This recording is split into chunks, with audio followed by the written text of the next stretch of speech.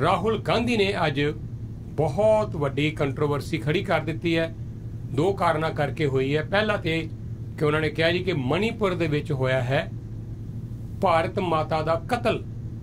उन्होंने नरेंद्र मोदी नूं प्रधानमंत्री नूं सीधा सीधा हमला करदिआं कहा कि तुसीं कीता है कतल मणिपुर च भारत माता का, और मुल्क दे प्रधानमंत्री होने के बावजूद तुसीं एक बारी भी अजे तक मणिपुर नहीं जाके आए। कैसे प्रधानमंत्री हो, कैसे प्रधान सेवक हो मुल्क दे? सारी दुनिया दे विच नमोशी हो रही है भारत की जिस गल करके, तो तुसीं उन्हां लोकां दा हाल चाल पुछण तक भी अजे तक मुल्क दे ही विच नहीं गए। सारी दुनिया च सफ़र करते हो, फ्रांस जाते हो, अमरीका जाते हो, बड़े बड़े इनाम उत्थों हासिल करते हो, सन्मान तुहानूं मिलते हैं, पर अपने देश दीयां बच्चियां नूं नंगियां करके परेड की जा रही होवे, परिवारां दे परिवार कतल किए जा रहे होण, कि तुसीं अपने ही मुल्क दे उस हिस्से च जाओ भी ना, बोलो भी ना उसते। ये अपने आप च एक वड्डा शर्म का विषय है। और उन्होंने रामायण की भी ये एग्जाम्पल दी है कि जिहड़ा रामायण जिहड़ी है उहदे विच प्रतख है कि राम ने नहीं सी मारिया रावण नूं लै बैठा उसका अहंकार। और ये भी नाल दी नाल ही उन्होंने दोष लाया है कि तुसीं मुल्क दे विच जगह जगह अग्गां ला रहे हो। जो अग मणिपुर च लाई उही तुसीं हरियाणे दे विच भी लाई, जिथे मणिपुर दे विच 200 के करीब लोग मर चुके हैं, उत्थे हरियाणे दे विच भी 6 तो वध लोगों की जान जा चुकी है। और हुण बीजेपी वाले भी हमलावर रुख अख्तियार कर रहे हैं। तो जांदे जांदे राहुल गांधी ने एक फ्लाइंग किस कर दिता, और ये जिहड़ा फ्लाइंग किस है वो बन गया है हुण वड्डा कंट्रोवर्सी का कारण। स्मृति ईरानी जिहदे खिलाफ राहुल गांधी चोन लड़ चुके हैं, जिहड़ी राहुल गांधी के खिलाफ चोन लड़ चुकी है, हरा चुके उन्होंने, उसने हमलावर रुख अख्तियार करदे होया क्या कि ये बहु बेटियां का मजाक उड़ाया है फ्लाइंग किस करके।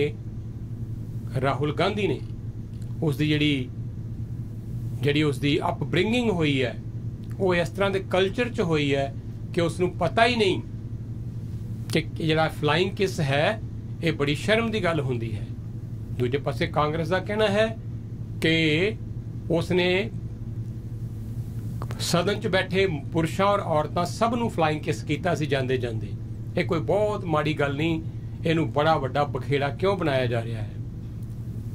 तो फ्लाइंग किस नूं लैके उसदे एक जैसचर नूं लैके राहुल गांधी दे नूं उसनूं दब के घेरिया जा रहा है बीजेपी वालों।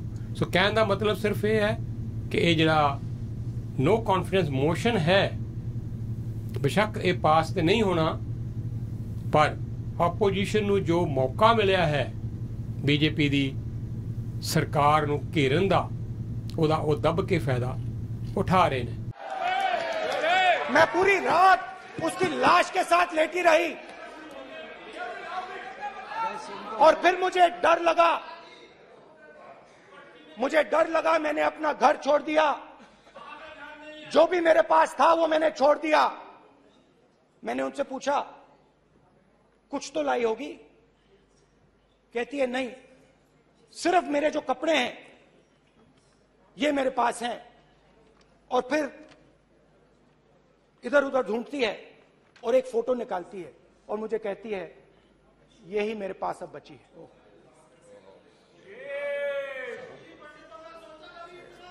एक और उदाहरण दूसरे कैंप में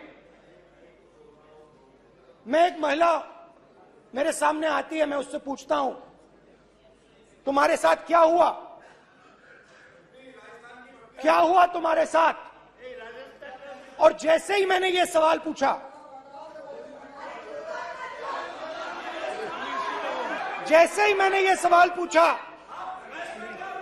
आप महिला का दर्द नहीं सुन सकते, महिला का दर्द नहीं सुन सकते, महिला का दर्द सुनने का आपका धैर्य नहीं है, महिला का दर्द नहीं सुन सकते, महिला का दर्द नहीं सुन सकते।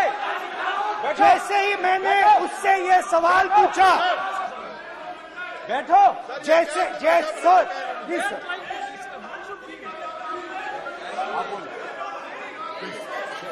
शर्म करिए, शर्म करिए।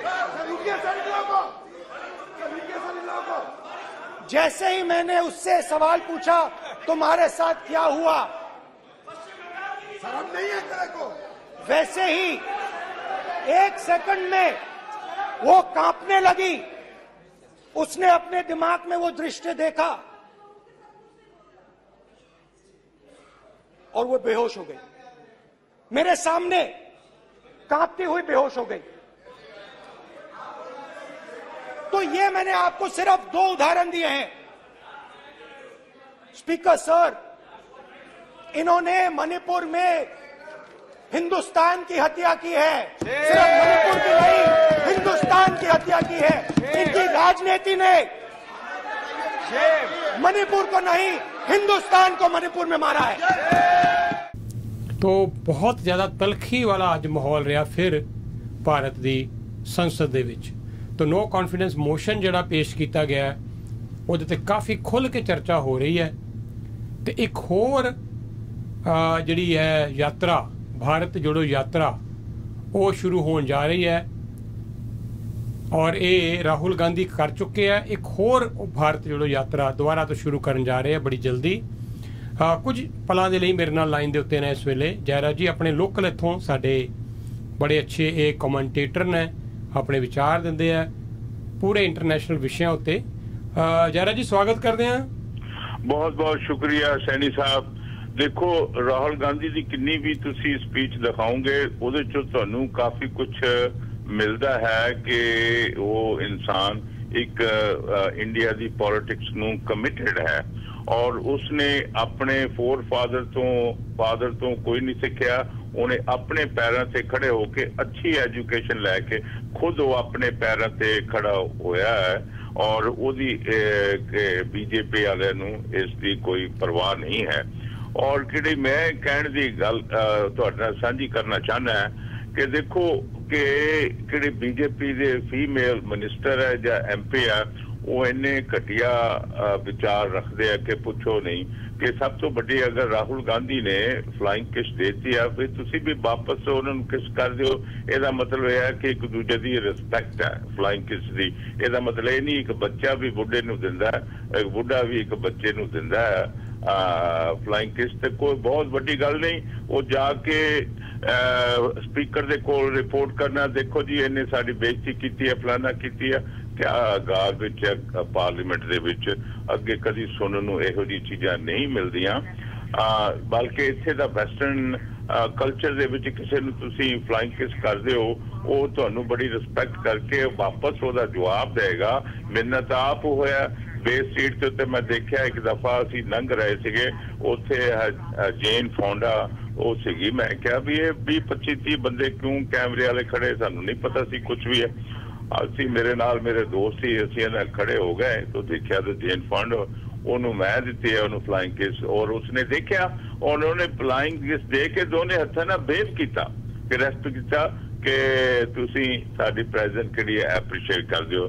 मेरे कहने का मतलब यह है कि इन्नी है स्मृति ईरानी अपने तो गिर गई है, क्या उन्हें इलेक्शन जित ले। तेरा मतलब राहुल गांधी के बिल्कुल ही छोटा जहा घटिया वो नेता है कि औरतों के उत्ते मखौल करेगा या उन्होंने बुरी नजर के नाल देखेगा। नहीं, ऐसी गल कोई नहीं हैगी है। इन्हों अपने आप खुद माफी मंगनी चाहिए कि भी साड़ी कोई नहीं तो उन्होंने रिप्लाई जो फ्लाइंग किस दे दे।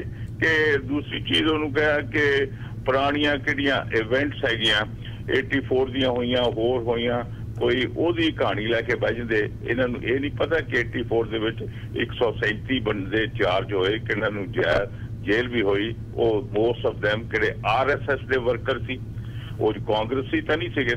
RSS ने तो ज्यादा गंद पाया सी उस वक्त, ओदी चर्चा नहीं हुंदी। कांग्रेस की इत्थों कमजोरी है, उन्होंने लैके नहीं आती। पर कांग्रेस समझ भी है, वो कहते कि असी चीज नूं फ्लेयर अप ना करिए तो अच्छा हैगा।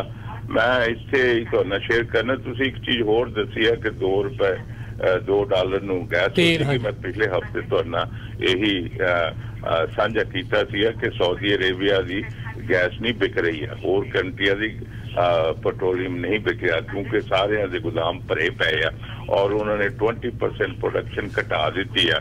हो सकता क्योंकि डिमांड घट हैगी है और आने वाले टाइम से हो सकता प्रोडक्शन होर घट जाए तो ये पेट्रोल है वो होर महंगा हो जाए क्योंकि इलैक्ट्रिक कारां आनियां दी गिनती किहड़ी है दिन ब दिन बढ़ रही है तो इस करके गैस की कीमत को ज्यादा नहीं रहनी। बहुत सारे गैस स्टेशन तुहानूं दस देना मैं नॉर्थ अमेरिका च बंद होने दे स्टेज ते पे है वो होने ही है जां उन्हां नूं मॉडिफाई करनगे वो किहदे विच इलैक्ट्रिक आउटपुट लगाणगे। ये मैं तुहाडे नाल सांझी करना चाहता सी पर यह है कि कल नूं मोदी साहब बोलणगे या नहीं बोलणगे की तैयारी करके लियाणगे वो फिर आण के लेक्चर ही देणगे पुरानियां कांग्रेस दीयां कहानियां करप्शन ये वो लैके बहणगे कि अज भी मैं किसी नाल लखनऊ गल कर रहा सीगा तो उन्हें मैनू यही इनपुट दी है कि कल नूं संभावना है कि मोदी साहब आण के बोलणगे उन्होंने देख लेना मणिपुर से गल नहीं करनी और गल पुरानी करप्शन की गल करनगे। अगर मोदी साहब एक 15 मिनट के दूरदर्शन से जाके पीस की थोड़े जी लोगों को मंग रखते और उहदे नाल बड़ा फर्क पैना सी क्योंकि प्राइम मिनिस्टर की जिहड़ी स्पीच हुंदी है बड़ी इफेक्टिव हुंदी है। कला कला शब्द किहड़ा आ उन्होंने आम लोग समझते हैं इस लीडर नूं इसनूं भारत की बड़ी चिंता है। कोई भारत की उन्होंने चिंता नहीं, उन्होंने यही चिंता है कि मेरा सिग्नेचर स्पैसीमन कौन लेंदा है कितने मैनू कोई जफ्फी पा के मिलता कि नहीं आओ उसनूं पब्लिसिटी दी ठीक है। Thank you sir. उम्मीद है बाकी होर कुछ नहीं है। बाकी तुहाडे रिपोर्टर आणगे वो मेरे तो ज्यादा आण के दस सकते हैं जिन्नी मेरे को इंफॉर्मेशन मैं तुहाडे नाल शेयर की है ब्रीफ च। Thank you sir, thank you so much.